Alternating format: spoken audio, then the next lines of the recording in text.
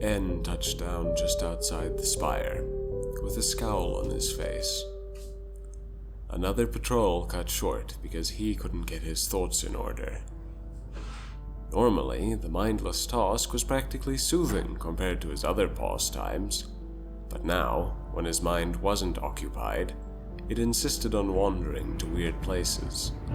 Not dark and pitiful places, he was used to those, but places full of things like hope and comfort. Dangerous places. After all, things like hope, kindness, and empathy had landed him here, stranded on a barren rock with nothing but the past to keep him company. An image of a certain edgelord literally flashed before his eyes, stopping him dead in his tracks. It was nice while it lasted, but it needs to stop, N growled as he cleared the screenshot. All I'm doing is putting her in danger and torturing myself with what I can't have again. He punctuated the statement by kicking a chunk of asphalt at his feet, shattering it into dozens of tiny pieces that sprayed the area like buckshot. Some of the shrapnel hit a certain symbolically important car and drew his attention, which is when he noticed something that didn't belong. He picked up the object and studied it for a moment. It was a bulky, utilitarian, and obviously modified, but definitely long-range walkie-talkie. He looked around for any sign of purple, but he couldn't pick up anything. Not even her footprints in the snow. When did she... He trailed off as the realization hit him. Touché, Uzi. Touché. He briefly considered just leaving the thing, maybe attaching a note that just said, "No," to really drive the point home. But in the end, his subroutines made the decision for him, and his thumb pressed the chirp button. Within seconds, he got a chirp back. Well, cat's out of the bag now. Would be rude not to follow up. And with that lazy justification, N hit the push-to-talk button. Hello? There was a pause, and then... Hello. We have been trying to reach you about your car's extended warranty. N immediately stifled a laugh. Even if she couldn't hear him at that moment, he wouldn't give her the satisfaction. I'm hanging up now. Oh, come on, that was funny and you know it. I'll give it a 5.5 out of 10. N shrugged. All right, Mr. Made in Russia, Uzi scoffed. So, how's your night? Anything interesting? Nope. All's quiet on the Western Front, or whatever direction this is. Compasses don't work on this planet, and neither should radio. Neither should your Swiss Army hands, your wings, or the fact that you drink oil instead of, oh, I don't know, coolant to keep from overheating, Uzi ranted. But we don't talk about that, do we? I mean, technically your oil does have coolant. You should be out raiding gas stations and car shops, not eating us! N swore the radio nearly jumped out of his hand from the sheer volume of her screams. I have nothing to say to that. So, everything good in your neck of the woods? Define good, Uzi scoffed. Not sucky? Less sucky. Everyone's still bastards, but having something else to focus on helps me ignore it. That's good, I guess. I wouldn't go that far, but it's an improvement. So, what do you do when you're not out doing, murder drone things? Wallow in self-pity, wonder what I did to deserve this nightmarish existence, sit out in the wind because the noise helps drown out the scream. I do a bit of reading, listen to music, draw when the mood strikes me, that kind of thing. N replied, keeping the tremor out of his voice, but unable to stop the one in his hand. What do you do when you're not doing Uzi things? Make schematics, expand my arsenal, watch pirated anime, pirated movies, listen to pirated music. You get the idea. Huh. So when you're not doing Uzi things, you're doing Uzi things. What else would I do? Talk to people? Make friends? Teach them how to fight? Gross. Don't need them, and I already told you they'll never go for it. You just need to set an example. Show them how cool being able to defend yourself is. There was a pause on the other end that felt more ominous than it had any right to. Well, to do that, I would need something to defend myself against. No, Anne said firmly. Absolutely not. Hey, you're the one who wants a friggin' drone militia down here. It's only right you help make it happen. Never mind the risks involved, of which there are plenty. I don't see how a fake fight between us will do anything but open a can of worms that neither of us wants to deal with. You said it yourself. It's about setting an example. Showing them workers don't have to be helpless idiots, and that we'd stand a chance if we fight smart. Plus, seeing we have a murder drone on our side is going to be huge for morale. Or it's going to make them even lazier because they think they have a guard dog. That too. But I'm sure at least a few of them would jump at the chance to be friends with the murder drone, even if it meant being my minions and learning to build a plasma cannon. N's core skipped a beat at the mention of the F word.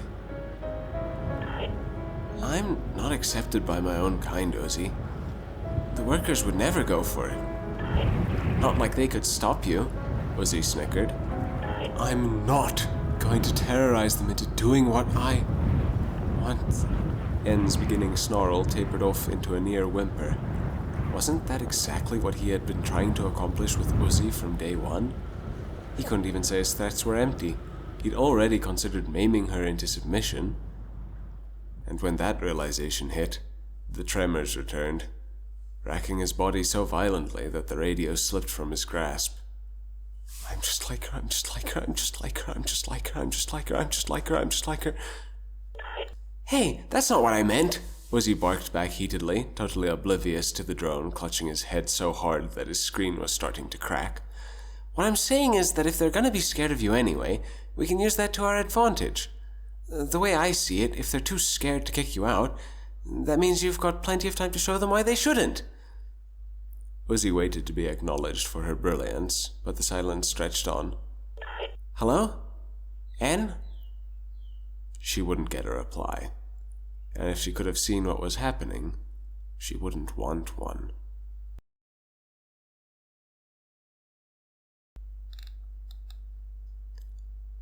Uzi knew it probably wasn't the best idea to visit N during the day, seeing as how he himself had confirmed that vampire strengths somehow also came with vampire weaknesses. But this time she wasn't doing it for herself. Or at least, not just for herself. The young rebel had already been planning another nighttime expedition, for parts. But like a plot device from the heavens, she'd learned that the latest scavenging party had requested her by name, and even gotten permission from her father if she wanted to join them.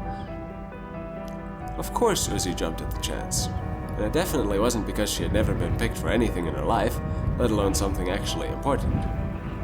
And she was on her way to N's humble abode to ask him to do her a solid and leave the party alone if they ran late, and couldn't get back before dark. Not because it had been 2 days since she'd provided them both with an open line of communication, and aside from their initial chat, she hadn't been able to raise him at all. Nope, certainly not hauling ass to do a wellness check on a murder machine that has no actual threats out here. Nuh-uh, not me. Uzi's thoughts trailed off as she took note of a few dramatic differences in the surrounding environment. Okay, maybe this is a wellness check. She gulped nervously as she entered the spire. Anne, you here? Sorry to wake you up, but it's kinda important.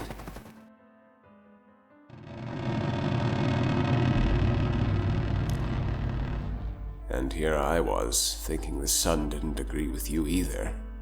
Came a reply from somewhere above her. Uzi looked up just in time to see N unfurl his wings and detach his tail from a piece of metal some 10 meters up.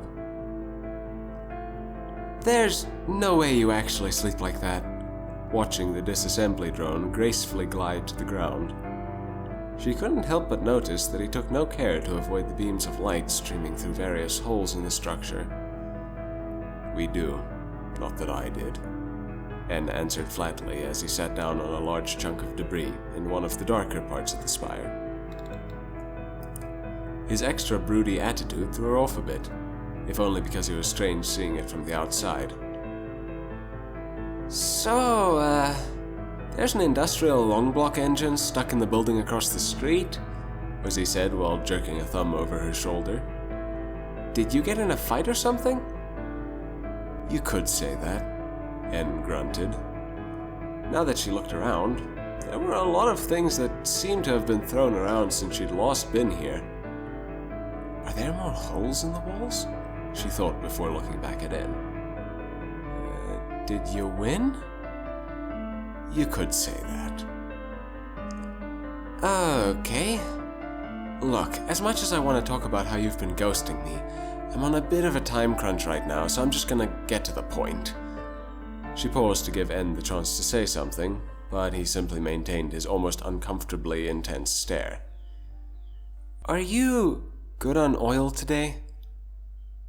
I can get by if I have to. N nodded, although all Uzi could see were his eyes and sensors bobbing up and down. Well, I'm not saying you have to, but, well, there's a scavenging party heading out today. In about an hour, in fact. They asked me to come along.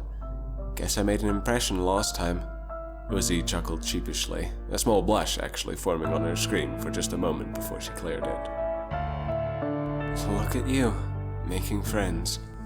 N replied, highlights brightening just a bit. Were it anyone else, except maybe Thad, Uzi would have assumed they were mocking her. But with N, it just sounded like a good-natured ribbing. She had no context for such a thing, but it felt right. Unfortunately, she had a reputation to uphold. I'm the most experienced out here, even though everyone else is at least twice my age. And I've got weapons. Uzi attempted a nonchalant shrug. Just being recognized for my awesomeness. And it wouldn't look so awesome if a bunch of workers went missing under your watch, right? N ventured. Bingo. So, if it's not too much trouble, like if you're not gonna die or go into a feeding frenzy if you don't have oil today. Fine, no casualties today. N sighed, then fixed Uzi with a firm look. Just don't be disrespectful about it. I'm a reasonable drone, but this is still my territory. No, I totally get that. As cool as it is, in hindsight, building a clubhouse in your backyard was a bit much, Uzi admitted while rubbing the back of her head. She then perked up upon remembering the other thing she was here for. Oh, and speaking of invading personal spaces, she trailed off as she unslung her backpack and reached into it. What? Was all N could say to that. Here we go.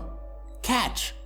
Uzi said as she tossed a rectangular object directly at the murder drone with an expert flick of her wrist. N caught it between two fingers, then turned back to Uzi with a raised eyebrow, when he saw it was her notebook. What? Just turn to the marked pages and tell me what you think later, Uzi called as she turned and began the track back home.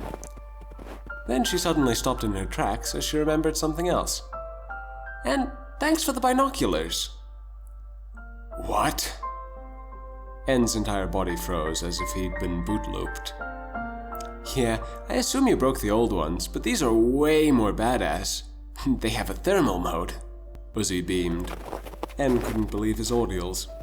Yes, he had indeed hunted down a brand new pair of binoculars, and had chosen the most expensive-looking ones at the sporting goods store he'd found. But he didn't expect anything for it. In the not-at-all distant past, his efforts to correct his mistakes and right his wrongs were rarely acknowledged. And when they were, it was usually with a backhanded compliment. Or just a backhand. Sometimes worse. So for someone to be genuinely happy with something he'd done, for them to thank him for it? His body started to shake again, but in a very different way than he was used to. With digital tears streaming from his eyes, he looked at Uzi's retreating back, and in a strangled croak let out two words that, As far as he knew, he'd never strung together non-sarcastically before. You're welcome.